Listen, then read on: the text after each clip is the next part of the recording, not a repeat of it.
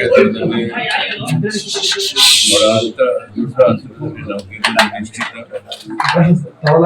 ತಡೆಯುವುದಕ್ಕೆ ಯಾರಿಂದೂ ಸಾಧ್ಯ ಇಲ್ಲ.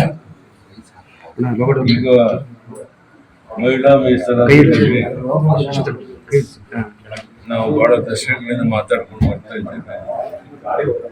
ಈಗ ಇನ್ನೂ ಚರ್ಚೆ ಆಗಬೇಕು ಅಂದ್ರೆ ಅದು ಸ್ಪಷ್ಟವಾಗಿ ವಿಳಂಬ ಮಾಡುವಂತ ನೀತಿ ಅನ್ನುವಂಥದ್ದು ಸ್ಪಷ್ಟ ಆಗಿದೆ.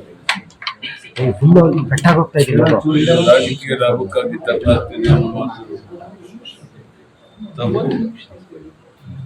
ಒಳ್ಳೆಯ ನೀತಿ ಯಾವಾಗ ಬಂದರೂ ಸಹ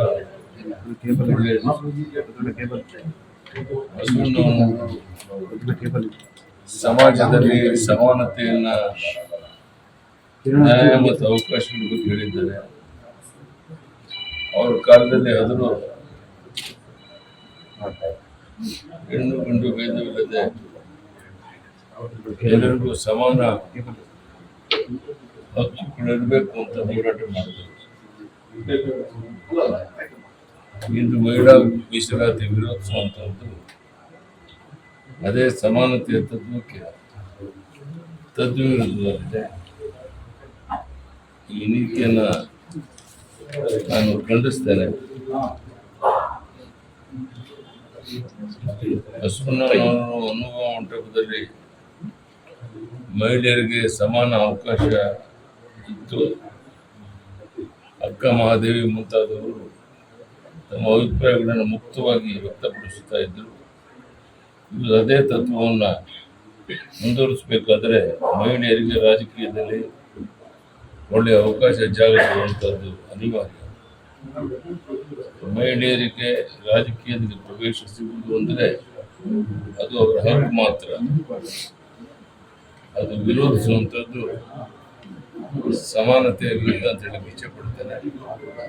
ಈಗಲಾದರೂ ಯಾರು ವಿಧಾನ ಮಾಡ್ತಾ ಇದ್ದಾರೆ, ವಿರೋಧ ಮಾಡ್ತಾ ಇದ್ದಾರೆ ಅರ್ಥ ಮಾಡಿಕೊಂಡು ಎಲ್ಲ ಮಹಿಳೆಯರಿಗೂ ಅವಕಾಶ ಕೊಡುವಂಥ ಒಂದು ಐತಿಹಾಸಿಕ ತೀರ್ಮಾನ ಏನು ಪ್ರಧಾನಿ ನರೇಂದ್ರ ಮೋದಿ ಅವರು ತಗೊಂಡಿದ್ದಾರೆ, ಅದಕ್ಕೆ ಬೆಂಬಲ ಕೊಡಬೇಕು ಅಂತ ಒತ್ತಾಯವನ್ನು ನೇರಿಕೆ ಮಾಡಿದ್ದಾರೆ. ಇದು ಖಂಡಿತ ಸರಿಯಲ್ಲ. ಇನ್ನು ಸರಿಯಾದ ಆಡಳಿತ ಮಾಡೋಕ್ಕಾಗದೇನೆ, ಹಣಕಾಸಿನ ವ್ಯವಹಾರವನ್ನು ಸರಿ ಮಾಡದೇನೆ ಈಗ ಬೇಕಾಬಿಟ್ಟು ವಿದ್ಯುತ್ ದರವನ್ನು ಜಾಸ್ತಿ ಮಾಡಿದ್ರೆ ಸಾಮಾನ್ಯ ಜನ ಅದನ್ನು ಕೊಡೋಕೆ ಸಾಧ್ಯ ಆಗೋದಿಲ್ಲ. ಅದಕ್ಕೋಸ್ಕರ ಅದನ್ನು ತಕ್ಷಣ ವಾಪಸ್ ತಗೋಬೇಕು. ಜನ ನೆಮ್ಮದಿಯಿಂದ, ಗೌರವದಿಂದ, ಸ್ವಾಭಿಮಾನದ ಬದುಕೋಕೆ ಅವಕಾಶ ಮಾಡಿಕೊಡ್ಬೇಕು ಅಂತ ಗೊತ್ತಾಗ್ತದೆ. ನಿರ್ಭೀತ, ನಿಷ್ಪಕ್ಷಪಾತ, ವಿಶ್ವಾಸಾರ್ಹ ಸುದ್ದಿಗಳಿಗೆ ಮತ್ತೊಂದು ಹೆಸರಾಗಿರುವ ನ್ಯೂಸ್18 ಕನ್ನಡ ಈಗ ಆಪ್ನಲ್ಲೂ ಲಭ್ಯವಿದೆ. ದಯವಿಟ್ಟು ಇಲ್ಲಿರುವ QR ಕೋಡ್ ಅನ್ನು ಸ್ಕ್ಯಾನ್ ಮಾಡಿಕೊಂಡು ಆಪ್ ಡೌನ್ಲೋಡ್ ಮಾಡೋದಕ್ಕೆ ಮರಿಬೇಡಿ.